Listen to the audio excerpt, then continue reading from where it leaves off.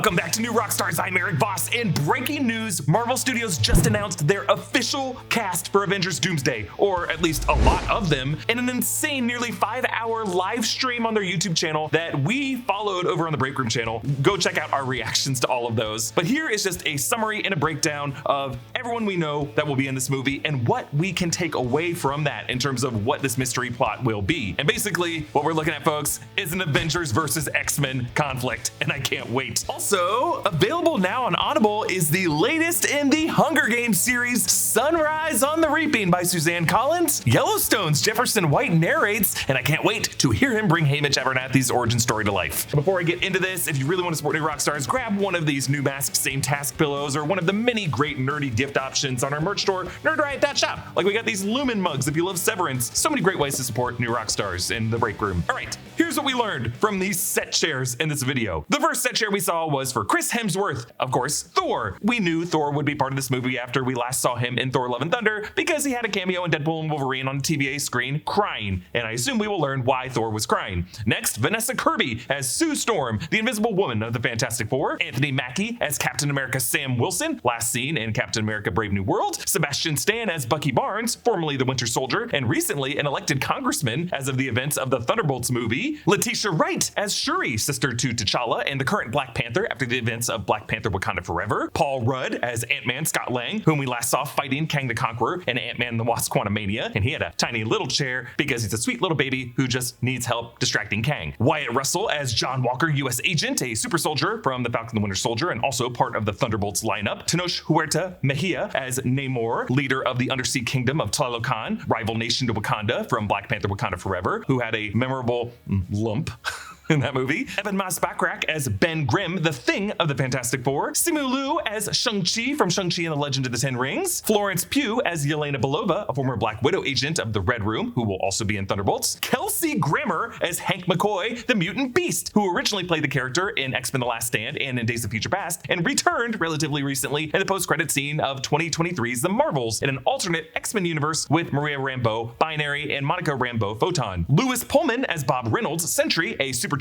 super soldier in the upcoming Thunderbolts film. Danny Ramirez as Joaquin Torres, Falcon, a U.S. Air Force officer who has teamed up with Sam Wilson in Captain America Brave New World. Joseph Quinn as Johnny Storm, the Human Torch of the Fantastic Four. David Harbour as Alexei Shostakov, Red Guardian, a Russian super soldier from the Black Widow film and part of the Thunderbolts lineup. Winston Duke as M'Baku, leader of the Jabari mountain tribe of Wakanda, last seen in Black Panther Wakanda Forever. Hannah John Kamen as Ava Starr, Ghost, the phase-shifting villain from Ant-Man and the Wasp, who's also part of the Thunderbolts lineup. Tom Hiddleston as Loki, who has had many variants across the multiverse, and we are pretty confident will be the variant L1130, the God of Stories, who, in the Loki finale, overthrew the Kang variant He Who Remains, so that God of Stories Loki could sit at the center of all time, basically in the trunk of the Yggdrasil time tree, observing all the events across the sacred timeline. Next, Patrick Stewart as Professor Charles Xavier, leader of the X-Men, who of course played Professor X across most of the X-Men films, and recently appeared in the alternate 838 universe as a member of the Illuminati and Doctor Strange in the Multiverse of Madness, and of course killed by the Scarlet Witch. Next, oh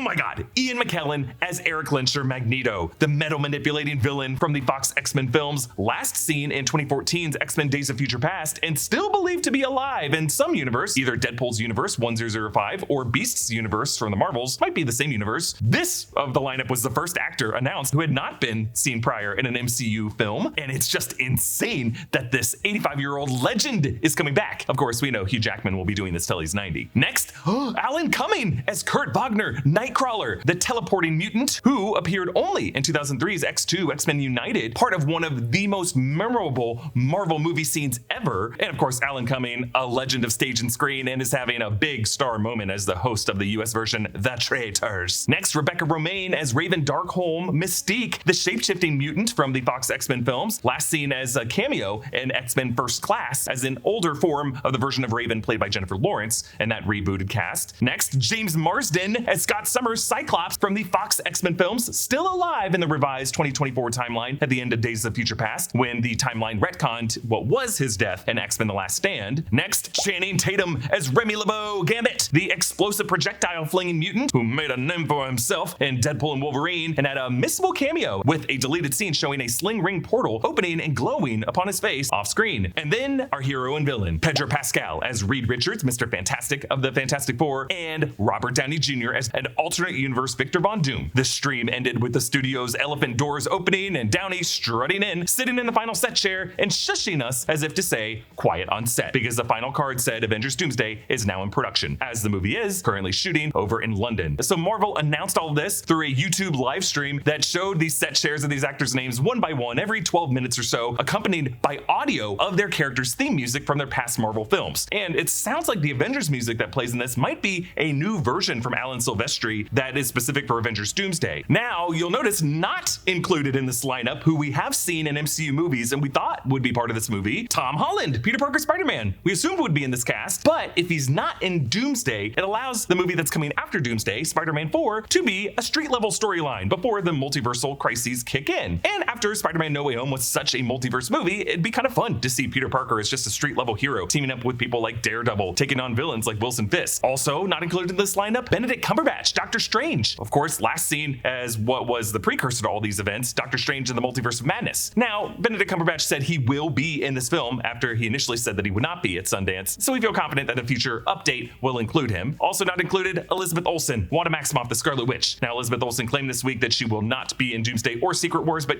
we don't believe her. Ryan Reynolds as Wade Wilson Deadpool, not included in this lineup. Neither was Mark Ruffalo as Bruce Banner Hulk, or Jeremy Renner as Hawkeye, or Scarlett Johansson as Natasha Romanoff, or Chris Evans as Steve Rogers. But Chris Evans was confirmed to be playing some role in this movie, along with Haley Atwell. Hugh Jackman as James Logan Howlett, aka Wolverine, not included. Benedict Wong as Wong, the current Sorcerer Supreme of the 616 universe, not included. Chris Pratt as Star-Lord Peter Quill, last seen on Earth at the end of Guardians of the Galaxy Volume 3, not included here. Neither were any of the Guardians of the Galaxy who we saw in Volume 3. Denai Guerrera as Okoye, former leader of the Dora Milaje of Wakanda, now part of the Midnight Angels and Wakanda Forever, not here. Neither was Tiona Paris as Monica Rambeau Photon, who we saw with Beast in the Marvels. Iman Vellani as Kamala Khan, Miss Marvel, last seen in the Marvels, not included here, but we think she might show up in Daredevil. And Samuel L. Jackson as Nick Fury, last seen in the Marvels and Secret Invasion, not included. Also not included were others who we thought might show up based off of some of the names we were getting. Halle Berry as Aurora Monroe Storm from the Fox X-Men films, not included. Neither was Famke Janssen as Jean Grey, or Anna Paquin as Rogue, or,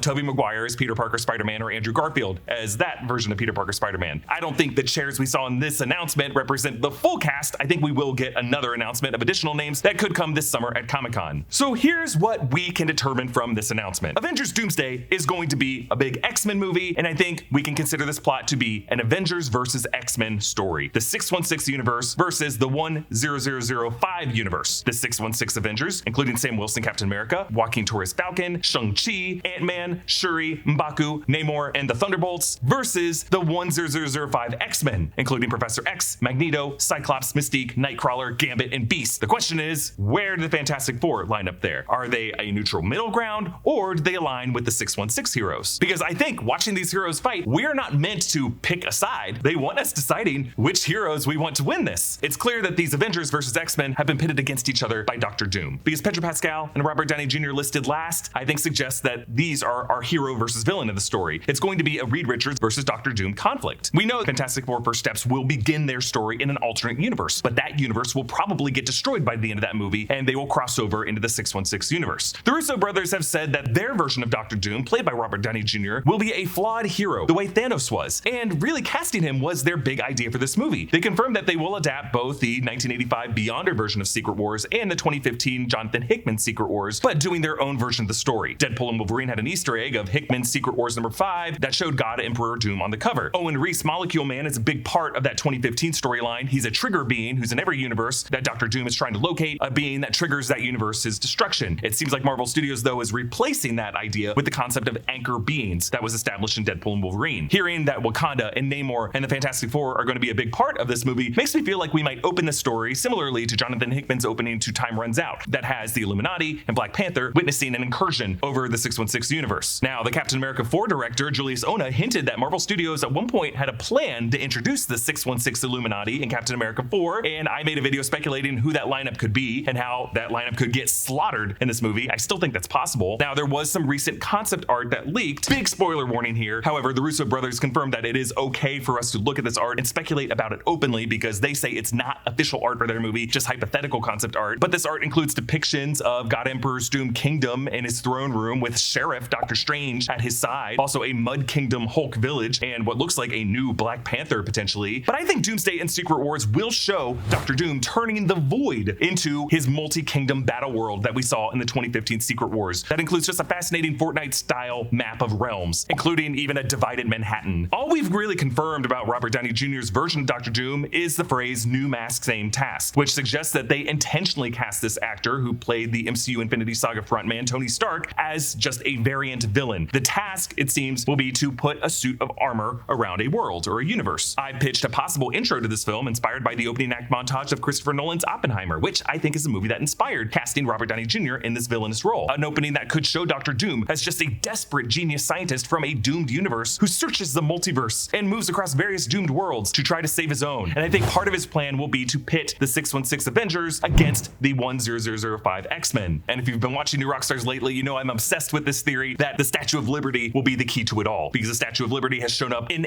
every one of these Marvel movies, including that original 2000 X-Men film, and we know it's going to show up in Fantastic Four First Steps and played a big role in Spider-Man No Way Home. Now, I'm not sure if this announcement confirms it, but the mystery X-Men universe that we saw Beast in that post-credit scene of the Marvels could be a live-action version of the animated X-Men universe, or maybe it's just that same 10005 universe from the Fox X-Men films and from Deadpool and Wolverine. But Tom Hiddleston returning is a very big deal. It tells us that the sacred timeline visuals from the Loki series and just the setting of the TVA and the Void will be the logical mechanism and the setting of how these universes connect and collide. Since the TVA and Deadpool and Wolverine could observe both the events on the 616 universe, what they call the sacred timeline, and the separate Fox X-Men 10005 universe, we know that there is one shared TVA in the multiverse and one Void in the multiverse, and Loki's current status as the god of stories will be the connective tissue to it all. I actually think Doctor Doom is going to burn down the Yggdrasil time tree, and God of Stories Loki is going to grasp whatever strands of the sacred timeline he can to try to save parts of that universe. Now, Jonathan Majors as Kang was unsurprisingly not listed, as the studio moved away from the actor and really the Kang character after Majors' legal troubles. With the release of Majors' film Magazine Dreams, there has been some attempts by the actor and his press team to revive his career, but